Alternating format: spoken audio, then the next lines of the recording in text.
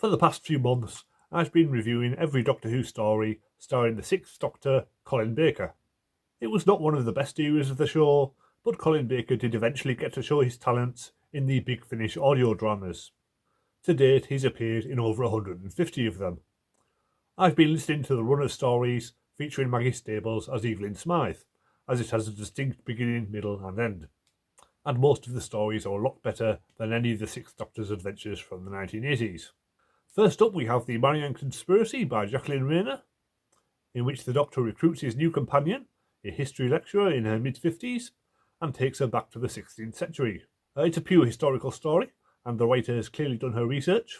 Queen Mary is a central character, and the tension between Catholics and Protestants drives the whole plot.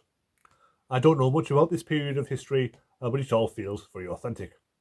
Evelyn Smythe is a strong character, intelligent and spiky, and more than a match for the Sixth Doctor. Their rapport is very different to any of the TV companions, and they feel much more like equals. He's still a bit of a pompous braggart, but she has no problems pricking his bubble of self-belief, and the character works a lot better for it. A great start to the range. Next we have The Spectre of Lanyon Moor by Nicholas Pegg. Whereas the last story felt a bit like a First Doctor historical, this one feels more like a Third Doctor adventure. Set in Cornwall, with an appearance by Nicholas Courtney as the Brigadier.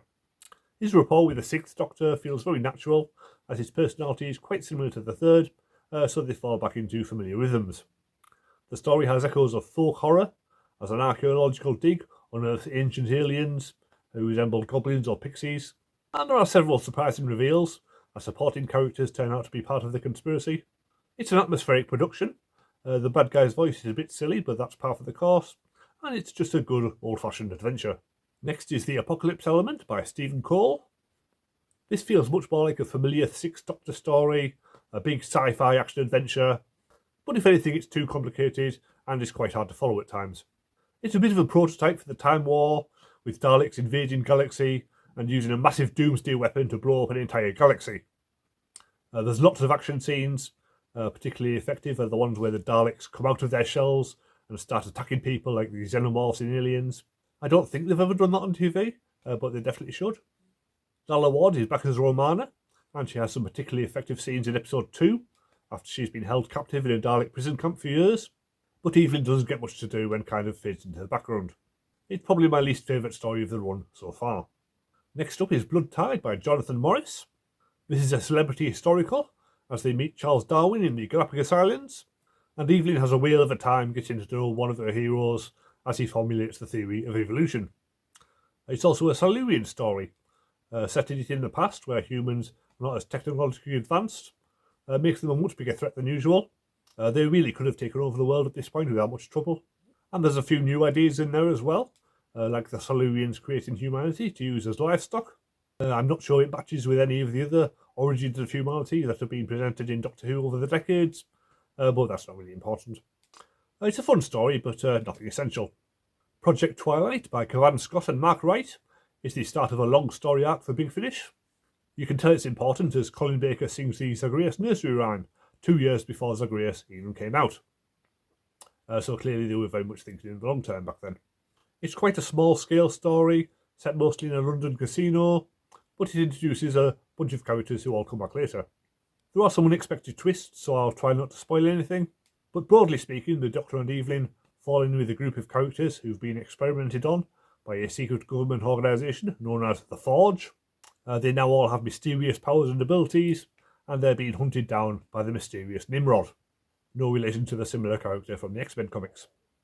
The Doctor has to try and figure out whose side he should be on, and he does not necessarily make the right decision for once.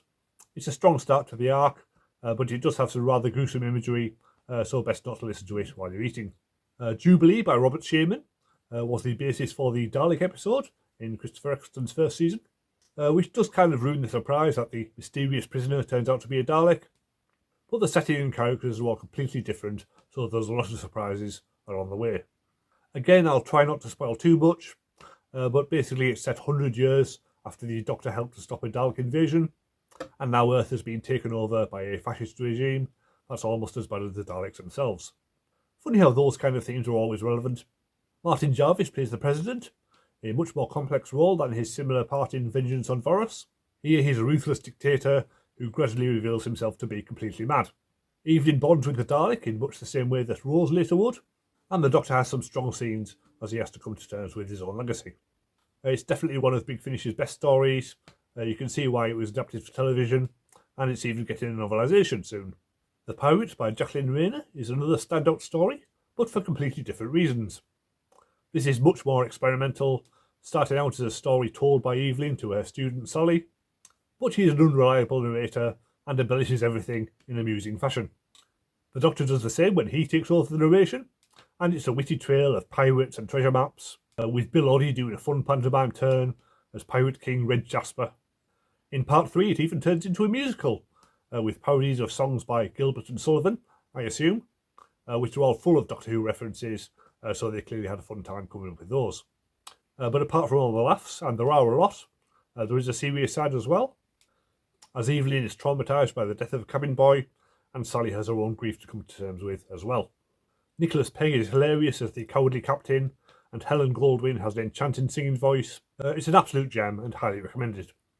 Project Lazarus by Cavan Scott and Mark Wright is a direct sequel to Project Twilight, as the Doctor finally gets to visit the Forge, which turns out to be a bit like Torchwood, a secret organisation experimenting on alien technology, only this one came first.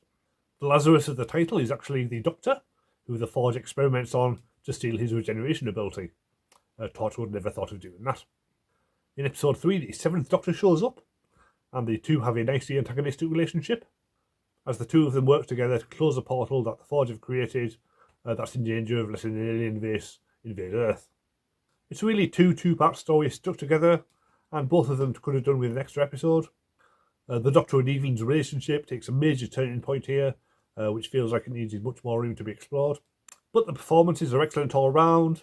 Sylvester McCoy is at his darkest and most furious. Colin Baker gets to show a whole new side to his Doctor, while Maggie Stables is heartbreaking as Evelyn is put through the ringer once again. Arrangements for War by Paul Sutton follows directly on from Project Lazarus. Evelyn needs a break from the Doctor after her recent traumas, so he takes her to Vilag, a planet that's months away from an alien invasion. But he accidentally stops a planned union between two countries when he reunites the princess with her childhood sweetheart. So he has to spend the next few months trying to get the alliance on track in time to stop the invasion. There's a lot of politics here, and a few too many fictional countries to keep track of, but it's mainly a love story. The princess's romance has a tragic ending, while Evelyn starts her own love affair with Governor Rossiter. He's played by Gabriel Wolfe, who normally voices Sutek, and we see a very different side to him here.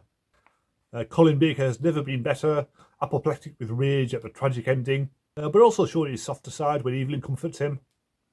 And it's a key story for Evelyn, as her new relationship helps to work through her trauma from the past two stories, and Maggie Stables is just excellent. Another real high point for the range. Finally, we have Thicker Than Water by Paul Sutton. There are a few more stories with the Doctor and Evelyn, but I believe they're all set before this, so I'll just skip them. This is the final Evelyn story, but oddly it starts a few years after she left the Doctor, and then flashes back to show how it happened. Basically, she married Gabriel Wolfe's character, Rossiter, and the Doctor comes back to visit her a few years later, when he's travelling with Mel. Rossiter is the only recurring character from the last play. We also meet his Doctor, and a couple of her fellow Doctors. It's not as political as last time, more about the aftermath of the conflict, with somebody doing experiments on prisoners of war. But the bad guy is really not hard to guess, so it's not much of a mystery. Really, it's all about the characters, with Evelyn and the Doctor getting the chance to repair their relationship after their acrimonious parting, and it's a very sweet coda to their adventures so far. Also present is Bonnie Langford as Mel. Her first scene with the Doctor is a bit grating, as she tries to recapture her younger self, but after that she settles down and becomes a lot more bearable, a bit like the older Mel we see in the new series. Maggie Stables and Colin Baker are never better, both in the flashback scenes of their characters parting, and in the end when they reconcile. It's a really warm relationship that's been wonderful to listen to, and it's only a shame the Sixth Doctor never got anything similar on screen. So I'm glad I listened to all of those. It proved that Colin Baker can give a decent performance when given the chance. I'll be going through more Big Finish audios when I get to the 7th Doctor era. I plan on listening to all of the audios where he travels with Ace and Hex. There's quite a lot of them, but again they do have a distinct beginning and end.